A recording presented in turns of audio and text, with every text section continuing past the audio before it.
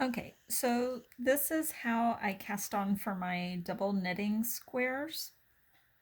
I do my slip knot, and then if I'm putting it on the bottom row next to a square that's already been completed, I just I thread it I thread my slip knot through that last loop, but I leave them pretty loose. Um, and I do not count my cast on as my first row, and you'll see why that is here in just a minute. So I do this first row really loose. I count this as one.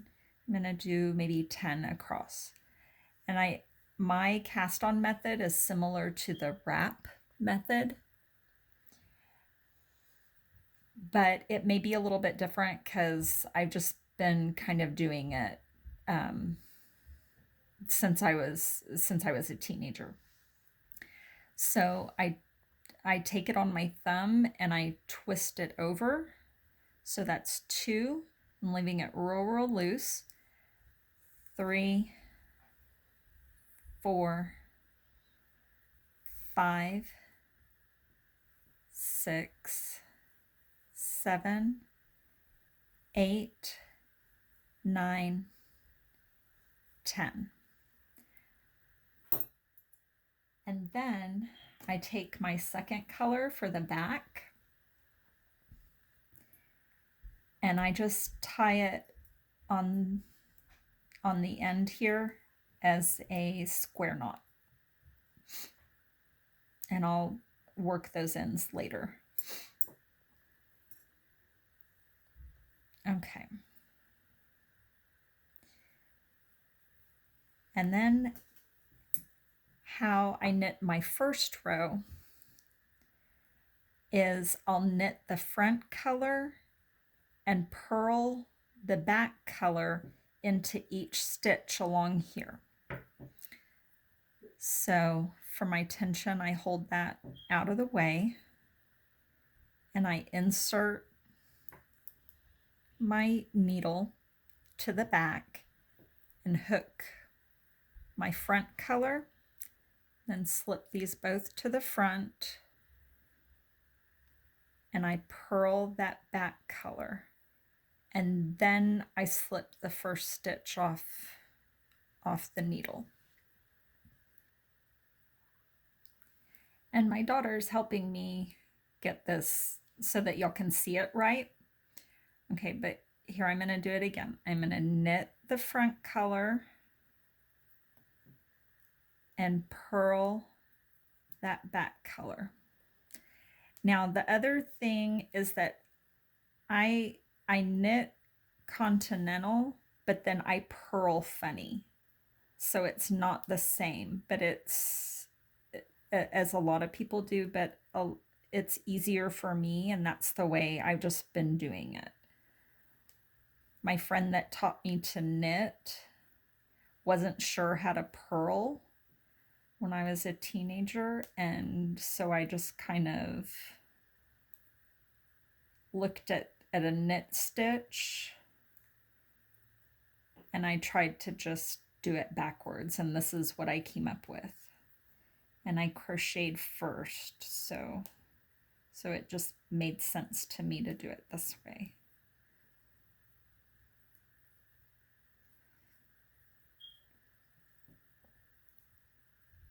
And as you go across, it kind of gets a little bit tight, but when you get all the way across, it's gonna give a nice snug edge, but still pretty stretchy. I think it makes a nice edge for the double knitting, especially if you're doing a small block.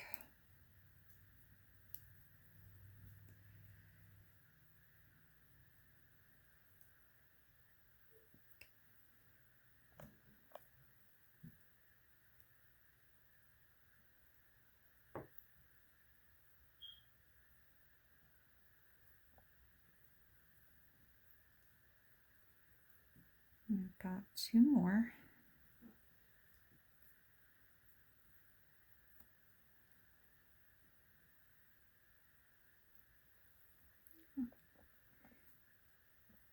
Sometimes that last stitch is a little bit harder.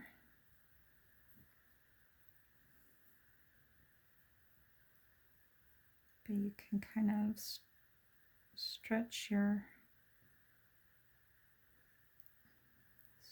loop and just kind of get those last two stitches in there.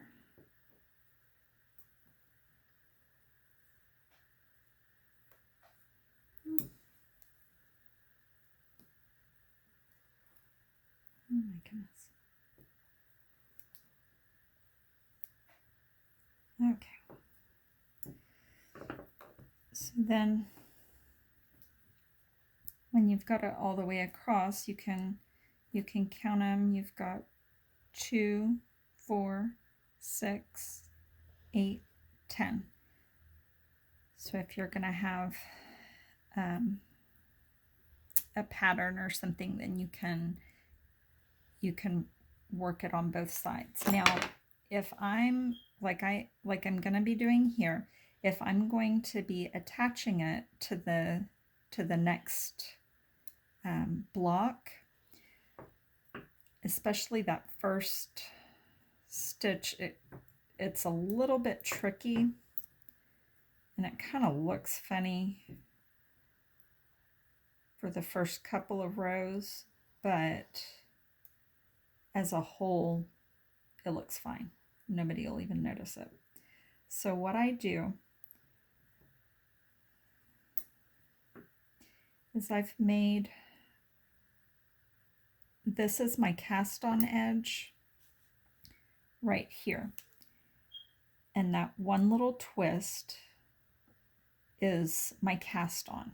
So my rows are 1, 2, 3, 4, and so on. So this is row 1, and I want to attach it to row 1 on the block that I already made. So what I do is I tip it sideways a little bit, and I slip those last 2 stitches back on the left-hand needle, and you're going to slip that right-hand needle through just the edge on both sides. Try to... Bailey's going to help me here because it's a little bit funny here. Okay.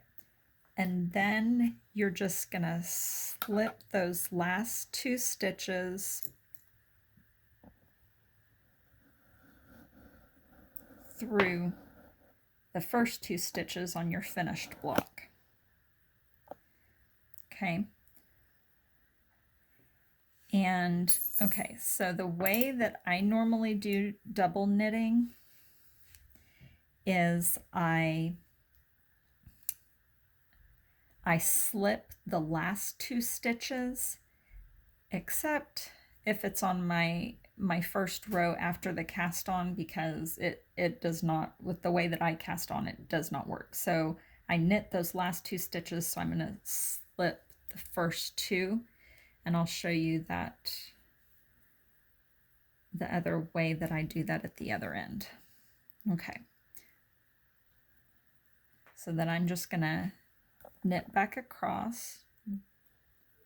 So I'm working on the back, so I'm going to knit the back color and purl the front color this time, just all the way across.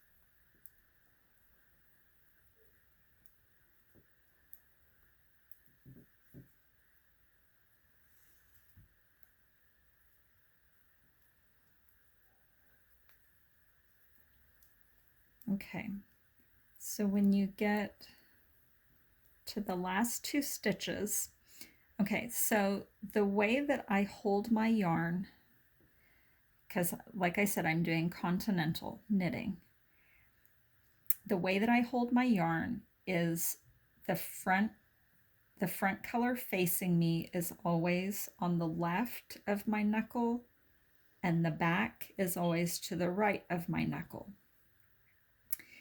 And I do a no twist slip stitch edge on my double knitting. It makes the twist on the inside of your double knitting, so it doesn't have that extra bulky twist on the outside, but it still keeps it from coming apart on your edges. So the way that I do it is I slip the front color, and then I just pick up the back color and I slip the back stitch and then turn it over. So you've got your working yarns coming out one of each side. When you go back across this way, your knitting color is going to be to the back, and your purling color for this stitch is going to be to the front. So then when I pick this back up, I'm just going to knit that first stitch, and then I'm going to purl that back stitch, bring them both to the back, and then we're all set up. It twists those two yarns. You can kind of see them twisted right there. It's gonna be just locking those yarns in place right there when you go back across. So when you have it, it won't come apart. It's locked together, but it's on the inside, so you can't see it. And it just makes that edge really, really nice and straight and even. Okay, so then we're gonna just knit back across, knit and purl.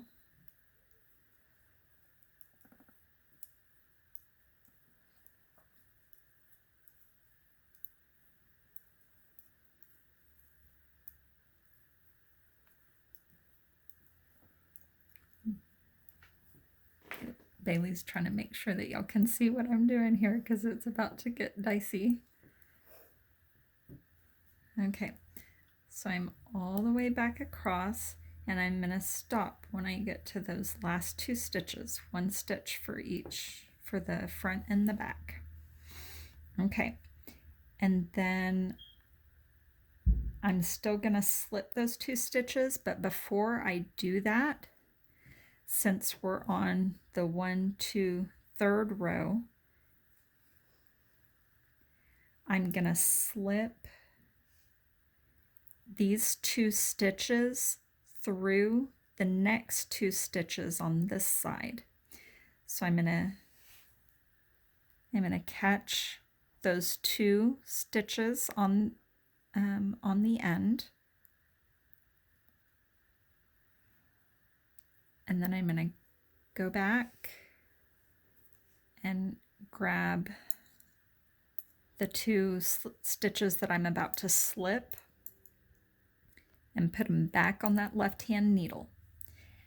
And then all you have to do is slip them to your right-hand needle just like we did on the other side. So slip that one first, wrap the back color, and slip that second stitch, and then turn it over.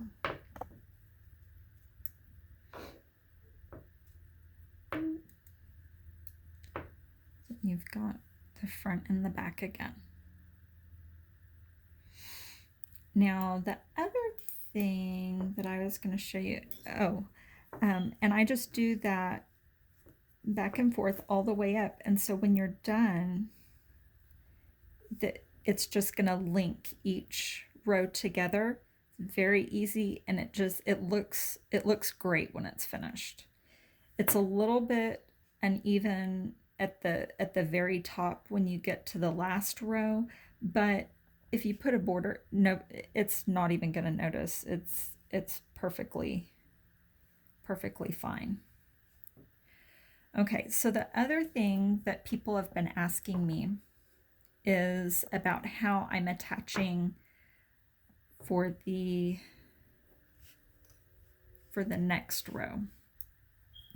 If I'm going to put a new block on top of one that I just finished.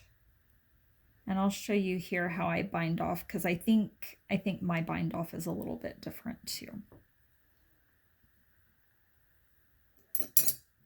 I'm just going to leave that loose because it won't matter here in a minute. Okay. So if I've finished, let's see.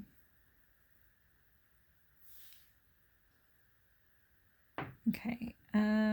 We usually, I think what I was confused, we usually end on an odd row, and this is how I've been doing it. So I'll just do one more row here, and then I'll show y'all how I do it.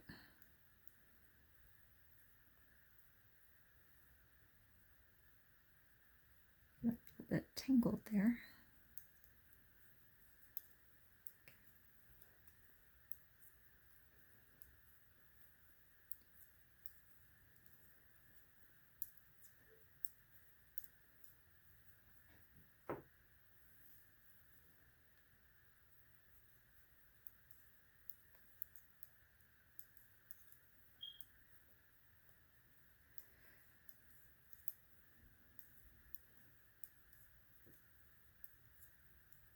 Okay, so on that last row, and usually if I'm gonna attach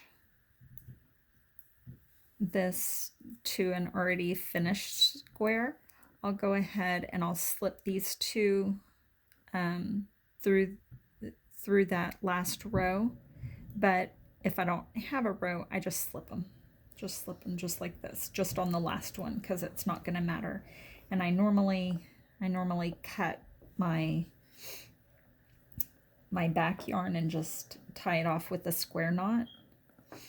But then when I cast off,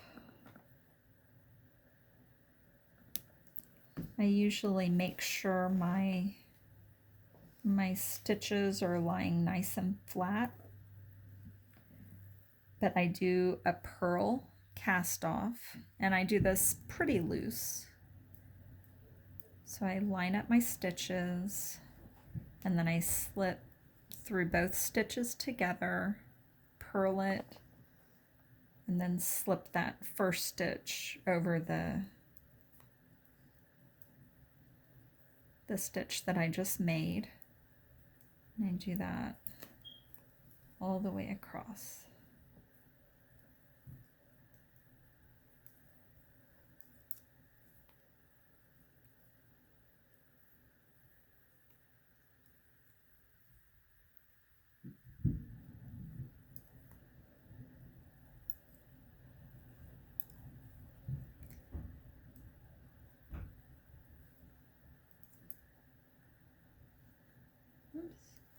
Yarn is a little bit splitty.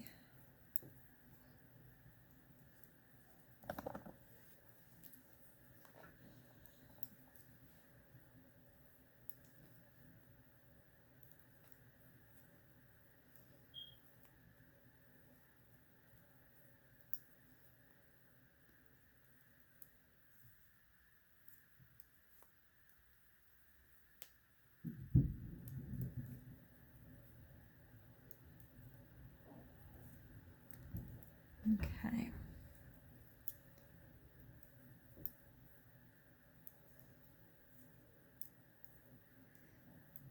So then, when I get all the way to the end, I usually just do an extra knot and then cut it. So if I know that I'm going to be making another block on top of this one, so my bind off is very neat on that edge right there, And then I'll just pick up the front and the back stitches all along this top here.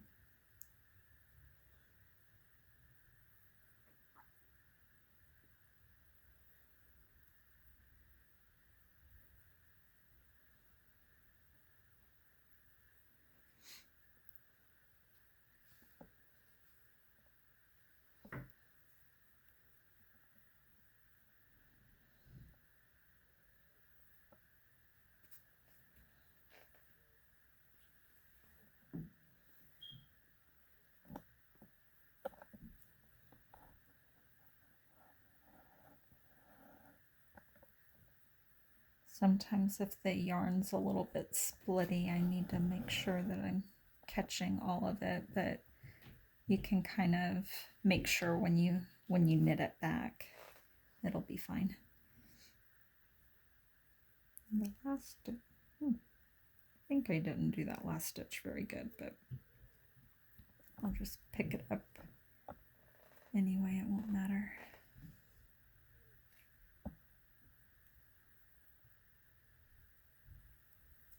Okay.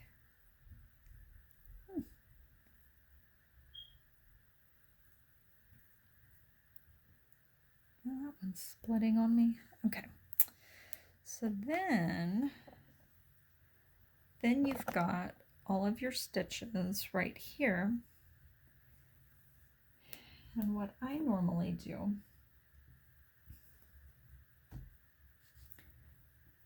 is I just do a square knot again of the front color.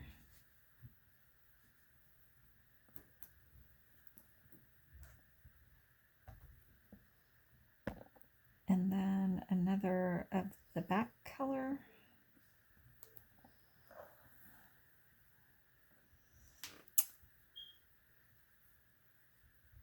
And I like it because then I can just get right to knitting. Because I just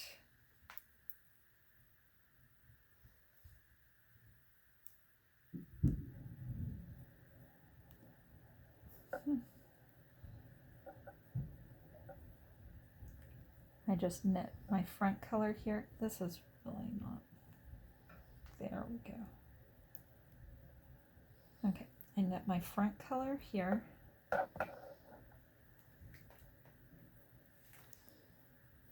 And then purl the back color. And I can just do that all the way across. And I do count this as my first row. So I had, because I didn't have to cast on, because I used this, this as my cast on row. And it makes just a very neat edge right there. And I do like to cast off and then start a new block this way. Just having that, I feel like, gives a little bit of stability to my block, and then kind of gives like just a clean border for the new block to start. And I think that's it.